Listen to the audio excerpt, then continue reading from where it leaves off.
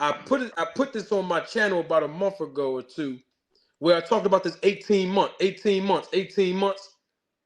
People keep saying the WBO regulations. I'm not coming at nobody. I just want to educate. I'm using it as a teachable moment now.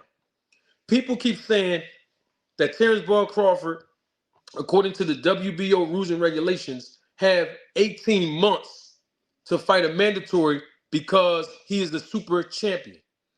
I said it on my published content about a month ago or a month or two ago, where I talked about the 18-month rule is nowhere listed in the rules and regulations of the WBO.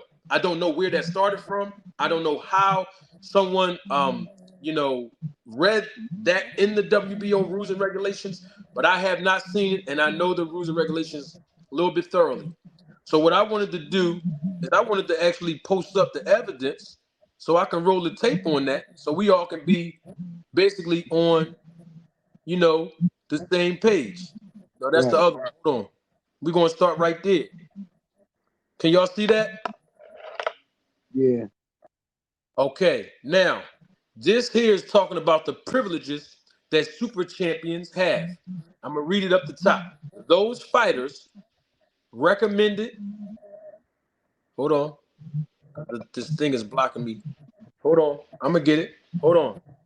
The what's the name is blocking me here? The where you see the time in the eyes. Oh, yeah. Yeah, I got something for it though. Watch how I pull this joint up. Yeah. It ain't over. Watch this. Here you go. Privileges afforded super champions. All right. I'm gonna read it so we all can be on the same page here.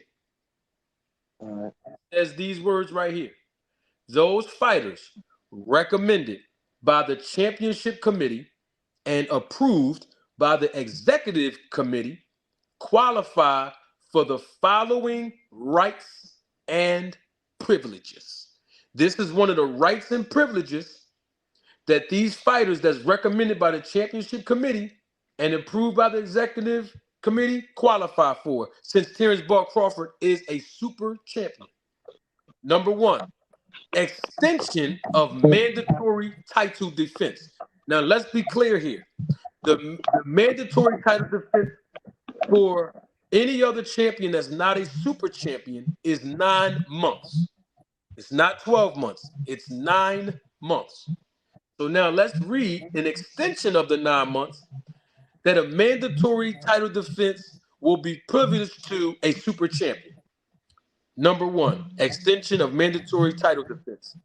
The championship committee may extend a super champion's mandatory title defense for good cause shown one or more times beyond the time provided for in the WBO regulations for world championship contests. Watch this, ladies and gentlemen, members of the jury, members of the Roll to Take film crew, for the purpose of giving a super champion opportunity or opportunities to unify the titles of more than one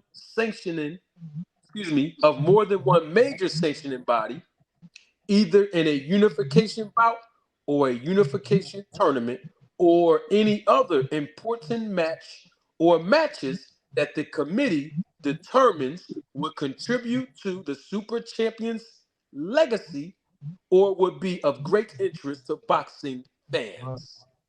Let me interpret that for people that may not understand that clearly. In the back. There is nothing in this rule and regulation that you've seen as a privilege to a super champion that says that their extension of a mandatory title defense would be 18 months. Did y'all see that detail in my man Carl? No.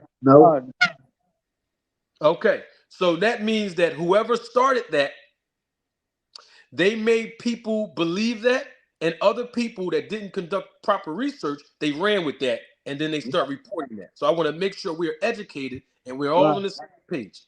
Now that we got that clarified, let's see the reasoning behind the super champion's mandatory title defense be extended. Let's see the reason. It's provided for the purpose of giving a super champion opportunity or opportunities to unify the titles of more than one major sanctioning body in either a unification bout or unification tournament or any other important match or matches. I'm going to stop right there. Now, Right. was David Evanesian, since that happened 13 months, remember, he fought Sean Porter in November. That was supposed to be a mandatory challenge. And 13 months later, he fought David Evanesian. Now, remember, the original rule is that a champion defend the title mandatorily within 9 months. But because Terence Crawford is a super champion, I can see them extending it for the 13 months for David Evanesian. So my question is, what was the purpose of them extending it? Because according to their own rules and regulations that we just read, it was for the purpose of giving that super champion the opportunity to unify the titles. He didn't unify the titles with David Evanesian, right or wrong? He Right. did. He did. So why would they extend it past 9 months to give him an extra 4 months to defend the title against David Evanesian? Now, Right. now watch this. We're gonna move on to that last part. Since Terence Ball Crawford keeps saying he don't care about legacy because his legacy is already secure. Let's look at the bottom where it says, for the purpose of giving a super champion opportunity or opportunities to unify the titles of more than one major sanctioning body, either in a Right. unification bout or a unification tournament or any other important match or matches, watch this, that the committee determines will contribute to the super champion's legacy. You mean to tell me that fighting David Evanesian and fighting this guy Rocha is contributing to Terence Bud Crawford's legacy? No, Nope. and no, that it don't do shit for it, man. Oh, okay. And then I'm gonna read that last, and I'm gonna read that last part, and then deep down, I want you to go air fry on this. Watch this. Or would be of great interest to boxing fans. I ain't found one boxing fan yet that said that they want to see this Rocha fight. Not one. I ain't seen one boxing fan yet that said they wanted to see the David Evanesian fight over Spence. So none of these fights that Crawford was in is of great interest to boxing fans, nor does it contribute to his legacy. Detail, Hey, can you help us understand that, bro? wait, hey man, Jamadi. Yes, sir. Wait, yeah, this is one thing I want to say. Because it's Go ahead. to me, it's crazy that with Terence Crawford really putting these type of fights on, and everybody screaming out they want the best to fight the best. Let's take Earl. I said it before. Take Earl Spence away from Terence Crawford. How good is his opponent?